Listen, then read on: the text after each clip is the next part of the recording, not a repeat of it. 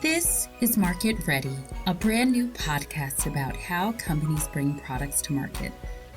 On this season, we go behind the scenes and give you an in-depth look at the world of product marketing and answer questions like, what is product marketing? What are the core skills you need to be a product marketer? How is product marketing different at large and small companies? And so much more. But before we dive in, I am so excited to intro this show. After a long break, we are back to deliver part 2 of the All About GTM episode. On our show, we will discuss how to execute a go-to-market plan, who are your key stakeholders, and how to manage project updates. Most importantly, we are going to discuss what happens when things don't go to plan. This is going to be another great episode to bookmark and come back to again and again, especially after you start running your own go-to-market plans. And now, on to our show. Welcome to Market Ready, a podcast about how companies bring products to market. I'm your host, Jeanette Jordan. And I'm your host, Miyishia Slay. So, why don't we get started?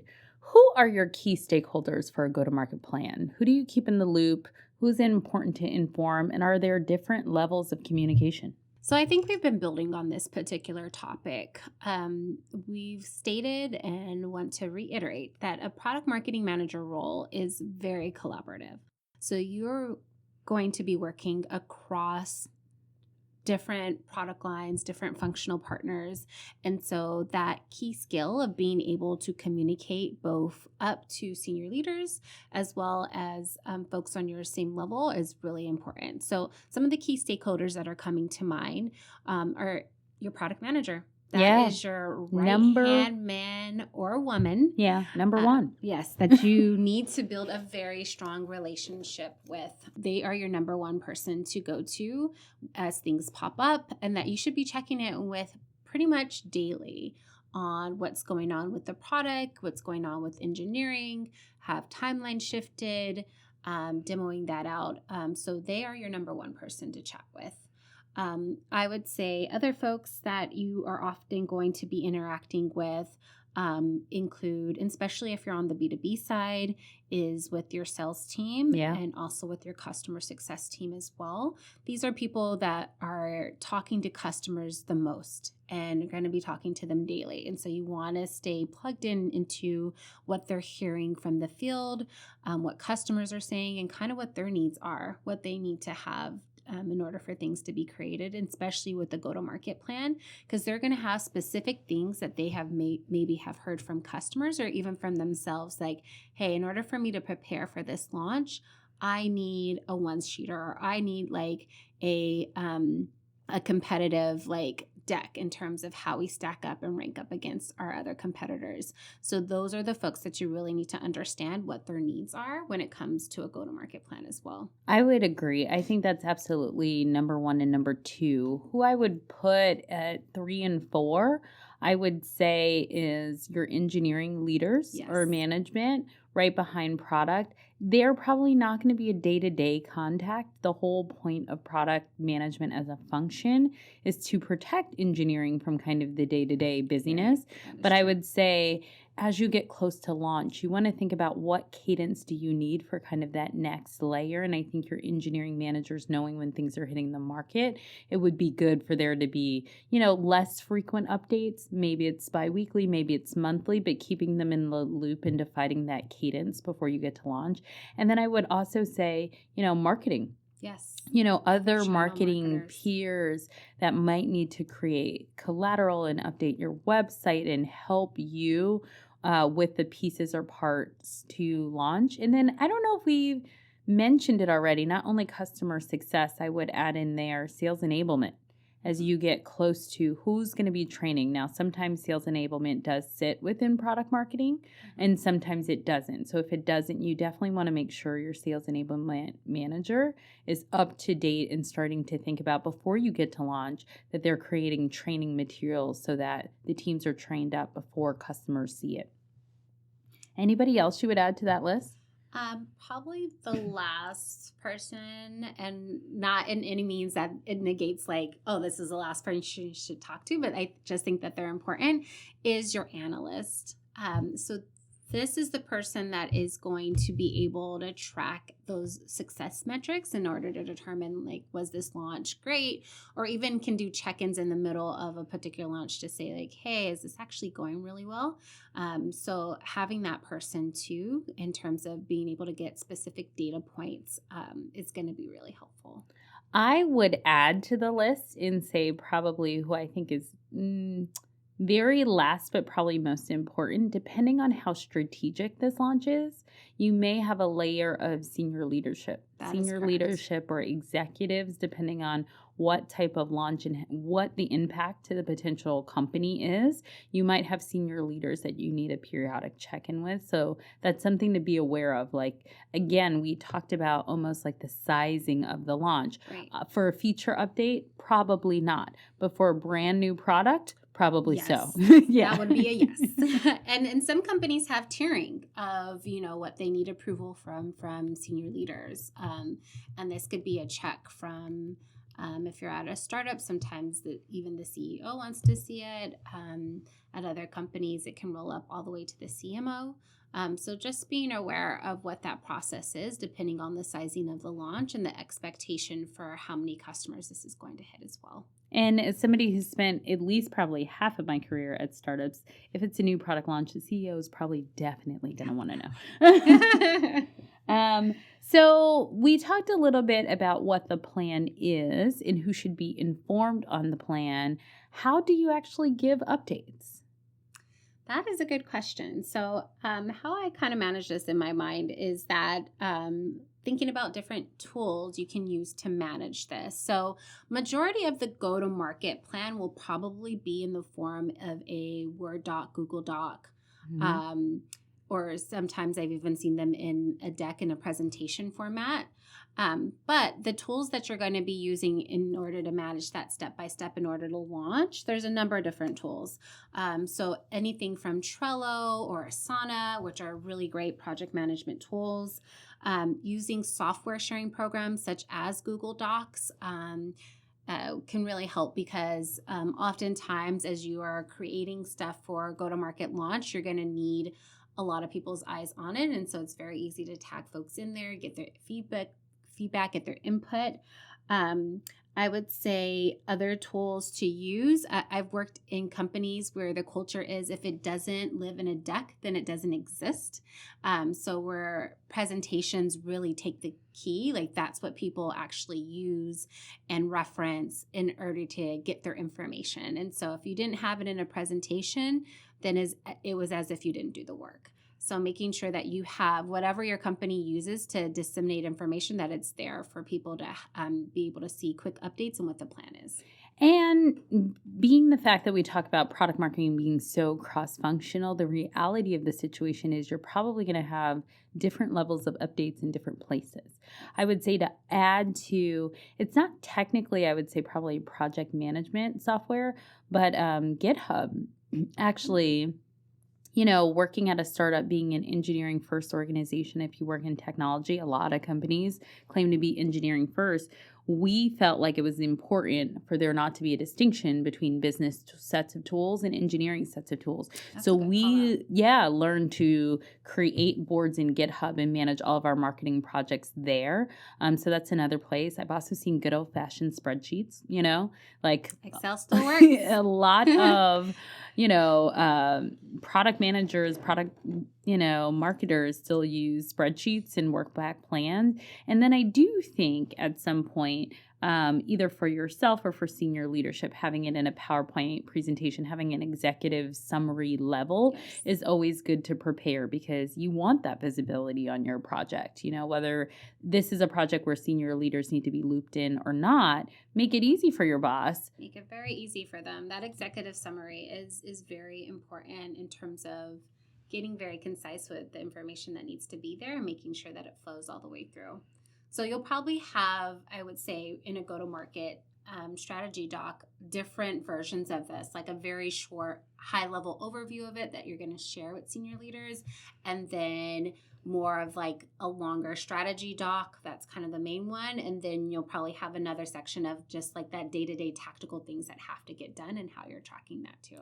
Yeah. And, you know, for that reason, in kind of my go-to-market template, I actually keep a space for documents, right? Yes. Because there's product requirements docs that you have. That need to be included. Yeah, Yes. there's timelines, there's updates. You may be working with other vendors. Like, for example, I currently work with an outsourced PR company. A lot of companies do. So they might be working on their own timeline and plans. It's a piece of the plan and not the whole plan. Like, how do we get to the couple of days before launch and what happens after that? So, you know, being organized and having a place to actually keep all of your documents in one place, again, to make it easy for your key stakeholders, you know, and I think we talked about a little bit about this last week, but I think it, you know, is worth repeating. I also list those stakeholders in my go-to-market plan, right? Who is that person who's ultimately responsible?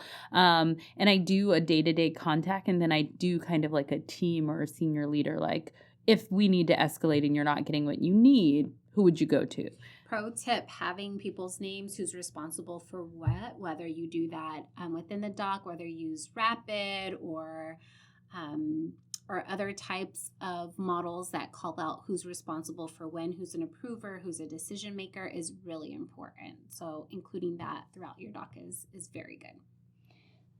So we have planned for the go-to-market and we have launched.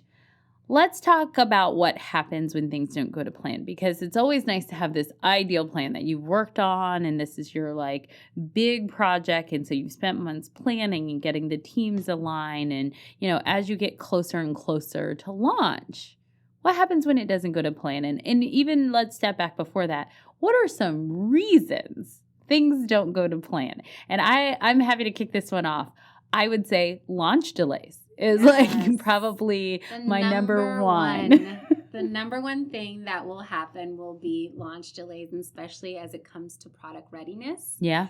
You know, engineering teams, our product teams are all very smart people. We plan ahead, we do our due diligence, but sometimes there are bugs that come up. Yeah. Sometimes there are errors that are just not anticipated. So there's a need to push the delay back. Push the launch date. Sometimes you get customer feedback. I mean, we talked about again last week. What does alpha launch look like? What does beta launch look like? What are the requirements to move from alpha to beta? Sometimes you don't hit those key milestones. Maybe people don't like it. It's not resonating. It's hard. You need to go back and rebuild it. And so it's not ready, and those things happen, which is why you tend to do the soft launch, because sometimes the product is not ready for a variety of reasons. Sometimes you find, you know, conflicts, or there are things that you didn't account for, or strange edge cases that make it like we can't launch this because there's a big loophole and it's going to cause a problem with our other product set. That's correct. Yes. I also think, you know, sometimes there's a lack of thinking about migration plans. You know, you can launch something new, but in order to get people using the new things, like you haven't properly thought about how to cut over, and you haven't thought about how it works in the suite of things. So I would also say that's, you know, a potential delay.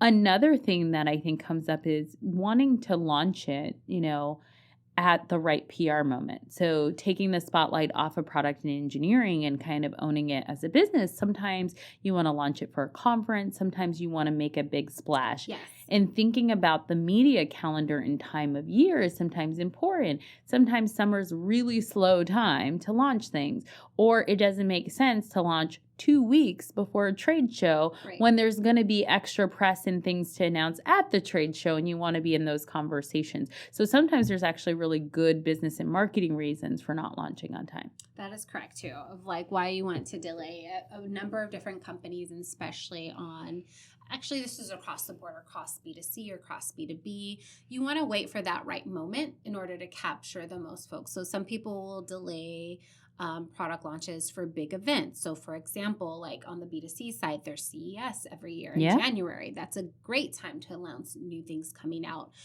There's Mobile World Conference if you're in the mobile app space. Yeah. And then a number of B2B companies do their own like major company organization. So think of like Salesforce. Every year they do Dreamforce and announce like very large partnerships there.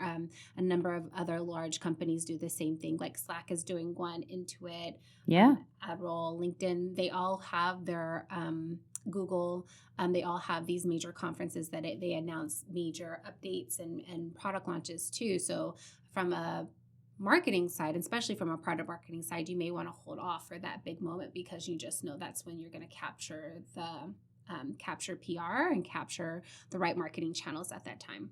And sometimes if you're not big enough to have your own customer conference, because I do think that there is starting to be almost a shift from it all being about industry conferences to, like you said, companies starting to have their own customer conferences. I think thinking about if a company that you partner with or your product plugs into is having a conference, sometimes that's also a great time to create a moment just to say how it works together and to, news jockey a little bit. It's not necessarily our moment. We may not be big enough or have the resources to create our own customer conference, but, we can leverage that our tool works with Salesforce, our tool works with Slack. And so even though they're having a moment, that's a great time to think about an announcement. Definitely.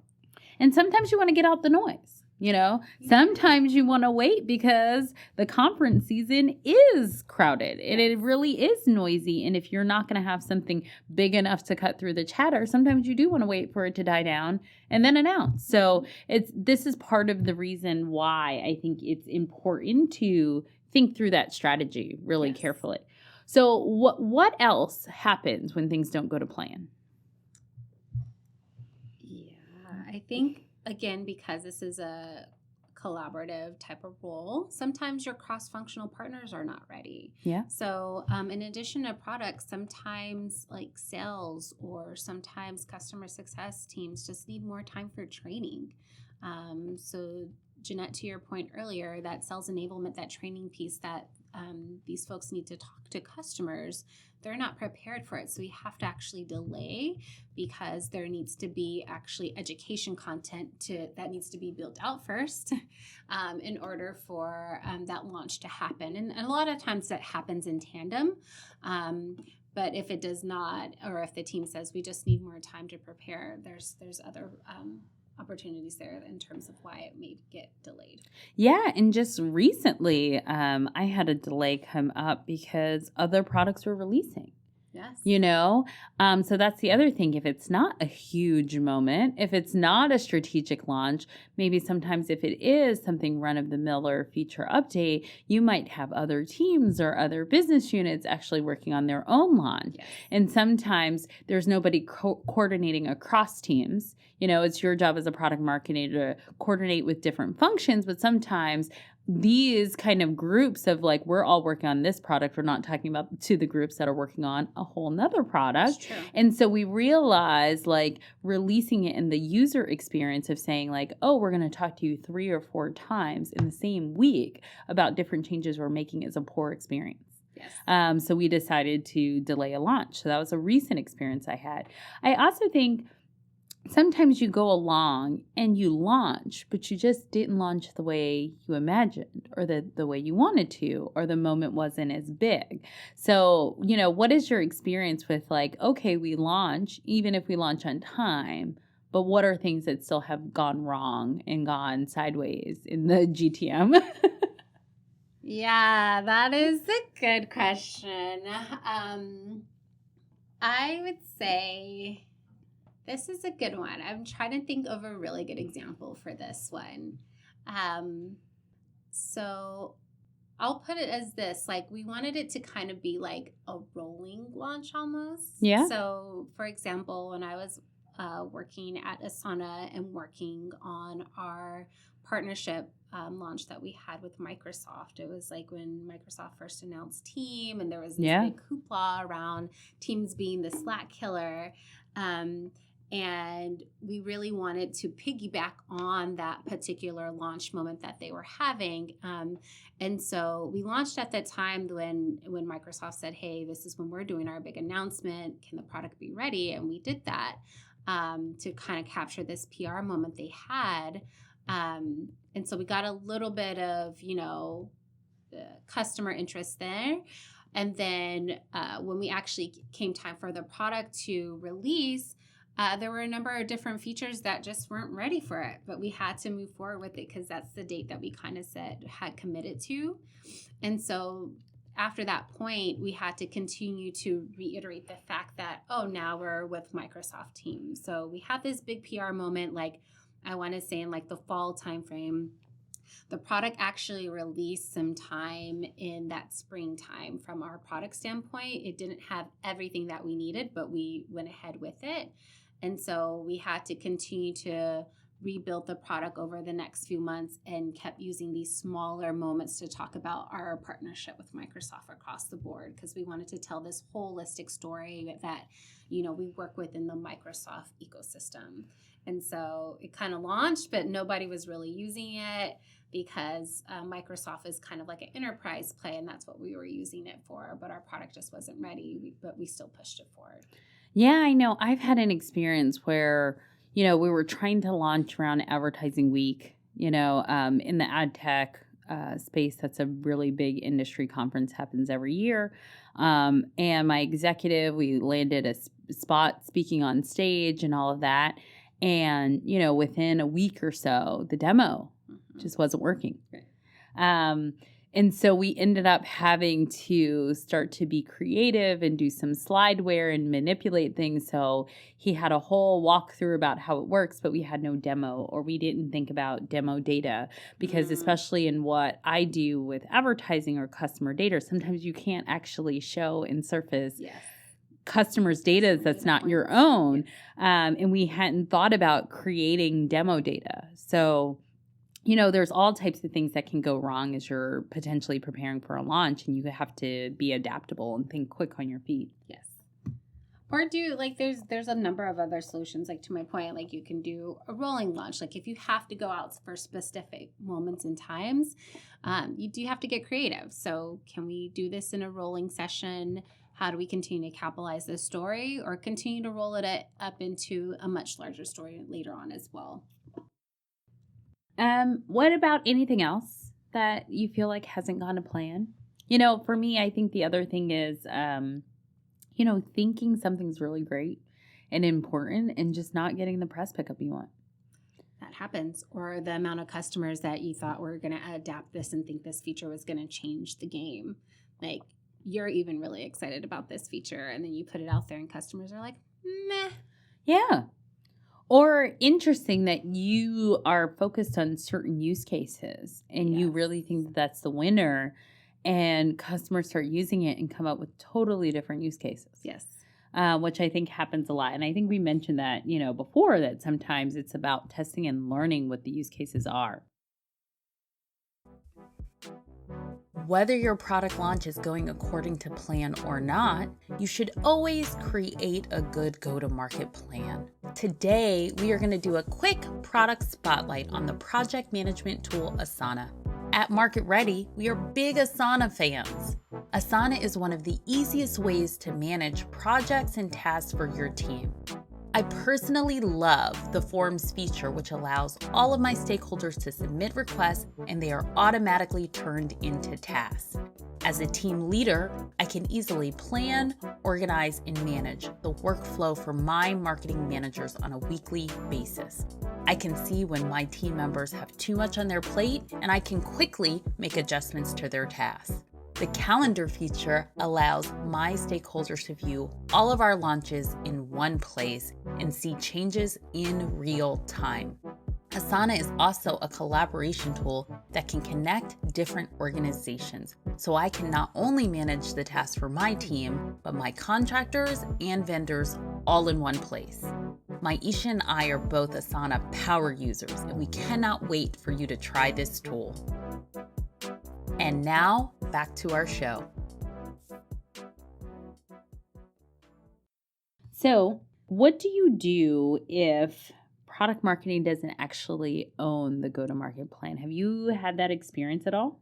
So, this is a good question. I I will say this can differ at companies. Yeah. So at Intuit, technically, our product marketers did not own go-to-market strategy and launch. That was what we called segment marketing managers, which is what I was. Oh, interesting. And so as a segment marketer, I owned the go-to-market strategy and was responsible for the P&L. Our product marketers primarily focused on more of that customer research piece, messaging and positioning, and would be that first ground with product managers in terms of, hey, what's coming down the pipeline and going from there. But as a segment marketer, I was still responsible for working with my PM on certain launches that were coming out. So I would say that at certain companies, a product marketer may not have go-to-market responsibilities. And I actually think it does a disservice because you're not really able to see that soup to nuts. Yeah. In terms of what you are working on. I think it becomes more content marketing. Yes. I think it becomes more sales enablement. I think people use product marketing in those cases to make the job a little bit more attractive, but I think technically it's much more about you creating content than being a strategic partner.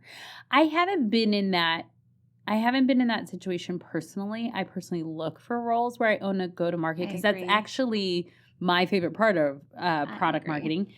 But I have, when I worked at Newstar, what I do think was interesting is the product managers functions a little bit like GMs, like they were responsible for the revenue goals.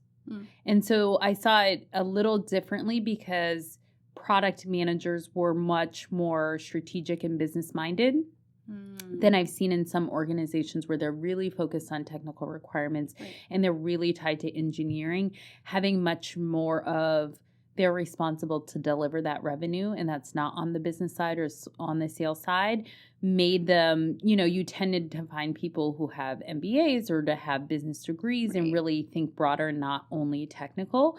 But I still think it was a partnership. It wasn't that they totally drove or owned the go-to-market, but I did appreciate the level of partnership and collaboration for being able to talk about the business metrics versus in some organizations I found most of my product managers are very technical, and it's like everything that's not having to do with the functionality of the product, they're like, that's your problem. It's like it lives in your world. It was great for them to have a vested interest of the performance, of the adoption, of the revenue, of, digging into how it makes money. And that's just not a business side or an executive side, but they were also thinking about that and making sure that products were built in a practical way because they were, incentivized to make sure that it did well. So I think that's an interesting nuance. Have you seen any other cases where product marketing doesn't own the go-to-market? No. Yeah. To be honest. Yeah. I would say, and especially at traditionally here in Silicon Valley, at larger and even at startups, a product marketer will typically own that, will typically own the go-to-market strategy and planning and execution of that, and including like the outcomes and the long-term goals. So there's not very many places where I've seen where it doesn't. And if you're new to the function, like that's something to ask, right? Because I do think it's almost preferred to own the go-to-market. So that is something to dig into and ask, and making sure people are just not, being funny with the title, but making sure that you are going to have a strategic position and have a seat at the decision-making table. So I think we should move into questions, given that. I think we have some great and somewhat difficult questions today. So the first one is, how does product marketing influence the overall product roadmap? That's like not a softball. Sometimes it's like, what is, but this one is deep. Yeah. So this is essentially a core function of what a product marketer does. It's how do you influence the product roadmap? How do you make sure that marketing is represented there with product and engineering? And essentially you are the voice of the customer in that, in terms of really helping to influence what specific product features should be moved up in terms of the product roadmap.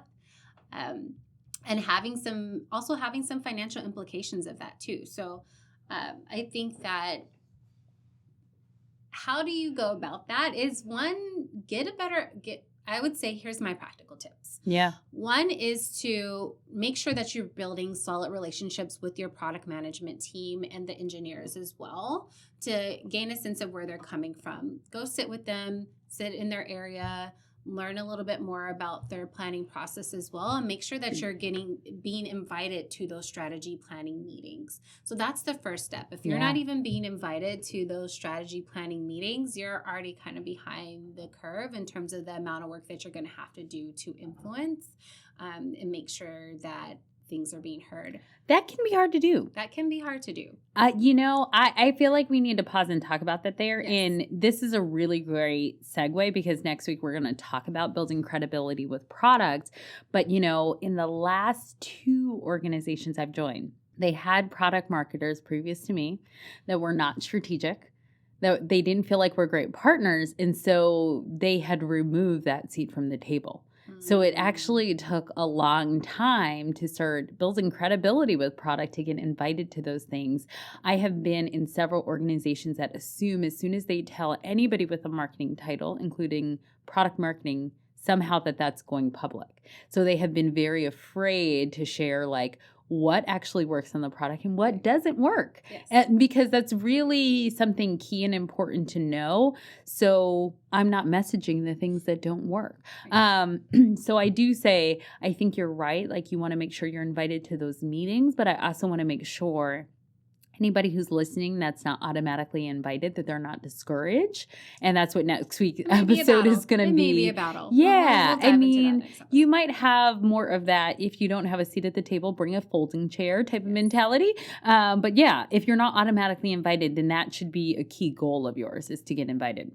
And some of that initiative too might come top down in terms of just making sure that directors and VPs who are product marketers and product managers are aligning together at the top to help bridge that collaboration too. Yeah. I have seen that work very well at my last 3 organizations by having pretty much most of my career in tech is when there has been better alignment, especially at the top, between product management and product marketing, and encouraging more collaboration between the two. It's a lot easier to get that seat and or floating chair into those strategy planning meetings.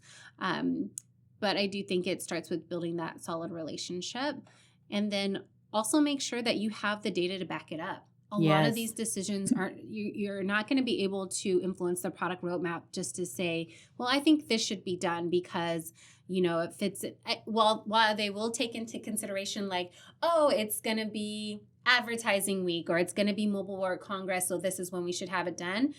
They might take that into account, but they want actual data. What is the customer saying? How many customers? How many customers will this affect? What is the potential revenue of this? If we build this particular feature at this particular time, what's going into that? How many folks are already in the market? So the more that you could have enough data to back up what you're saying will really help influence that product roadmap. And especially if that data comes for customers, because one thing they can't really argue with is what our customers are saying. Yeah. And I would say, it sounds really simplistic. My first tip is know your product. Yes. And we definitely talked about this in previous episodes, but I think when you can show a real interest and a curiosity, when you can talk specifically and deeply about the product, and your tech organizations know that you know it and care, and you're not coming from an uninformed point of view. You're not saying, hey, we should do this. And they're looking at you crazy because they're like, well, it does that, so, part of it, I think part of it is making sure that you're spending some time in the product and that you know the product so that you can talk about it intelligently, passionately, putting on that customer point of view. So I think that that's one way to influence it. But I also think, another tip, which we have said before too, and it can't be stressed enough, sit with your customers, because I always think no matter how well I know my product and no matter how much I attach myself to the hip of my product manager, when I inevitably sit with my customers and learn their problems and their use cases and their pain points, even when somebody tells me, it just feels differently when I can put that face or that name, or I see what happens in their day-to-day environment with that customer pain point, and seeing how something we may not think is important is really a blocker to them, or, you know, keeping them from making the business case to spend more with us, or that kind of thing. So I would say know your product, know your customer really well. And then I think you have to take in consideration what makes sense. I think influencing the product roadmap, in my experience, is a little bit about a negotiation. It is. You know, I think sometimes the technical teams, I will go back to my favorite analogy of like a car. You know, I think when an engineer is building a car, they care about that engine and tweaking that. And I always like to say and explain that sometimes your customer cares about the paint color. Right. And your engineer doesn't care about that paint color at all. And so it's a little bit sometimes of a negotiation that, like, yes, it needs to work better, but we also need some features and some things that, even though it may not be tied to performance or the technical things that you really care about, maybe we can bundle these things. So sometimes it's a negotiation to say, like, hey, I would rather not have these features, even though I know the underlying mechanics works well, but I do need some front end features to just say, like, hey, the way that these charts and graphs populate should visualize a little differently. Gotta make money from these features. Yeah. We're not just in this business for free. So I think you bring it made me think of a couple of things on this. Like, yes, in terms of influence the product roadmap, it is a negotiation. You will not get everything that you want. And I do want to point out that the product roadmap does have I think it includes a number of different things. So one, it will include like net new features that we can get out there, potentially monetize. It will also include features that need to be updated. So things that have already been living out there in the world that just need updates, bug fixes. You know, we may have launched it before it was really ready and just put that MVP out there, but in order to get it to where it needs to be, there needs to be some inch work that goes into fixing it. Yeah. So there's probably some critical things there. And then there's probably the third piece is probably some other things on the back end just for overall maintenance as well. And so that's the hodgepodge of what a product roadmap will look like. And so anytime that you're going into this to help influence the roadmap, what things that you want bumped up or bumped down, just know that there is a sacrifice between one thing or another. So you may have to sacrifice new features in this particular quarter or first half of the year, or even just the overall year, in order to have those updates that are needed to get a feature into where it needs to be as well. So I think taking that into consideration and understanding what encompasses a product roadmap and what those trade-offs are going to be is really important as well. Yeah, I think that's a good point. I definitely think, you know, understanding things that can be bundled and level of effort, right? Yes. Because there could be things that have big impact that are low level of effort, and there could be things that have little impact and high level of effort. So again, kind of staying close to your product managers or engineers, if you don't have those, and understanding how you can start to be strategic and group things and bundle things so it makes sense for everyone involved is a key part of that. I want to ask another question. How much, no, I don't want to ask that one. I'm going to ask, On to the next. for new products, when does product marketing come into the picture? I actually think that this is a better question that we should talk about. When should they come into the picture? Day one.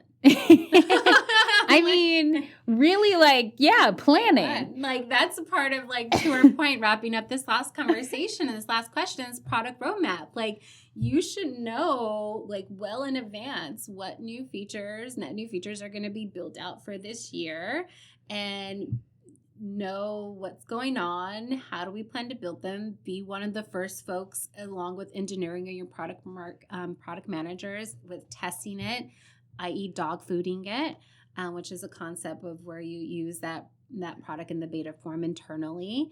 And so day one, a product marketer should be in there. I don't think should. This does Okay, not, that's so- a good point. You so may have a so- story about why this may not always happen. There are some horror Yeah. stories of where product builds something and tells you like 2 weeks before, even some days, days before, and be like, hey, Days. we're going to launch this, do something about it, marketing. And you're like, what? Like, I won't name any names. right, don't. But I will say I have worked at a company where literally I got like a message, a ping, and the product manager was like, hey, it's Wednesday. The product will be released on Friday. Problematic in and of itself before I get anywhere else, because why release anything on a Friday, on a weekend, when you're not going to have people using it? Just don't do it. You're not going to know if it breaks. Horrible day for comms. And it's like, hey, we're releasing this thing on Friday.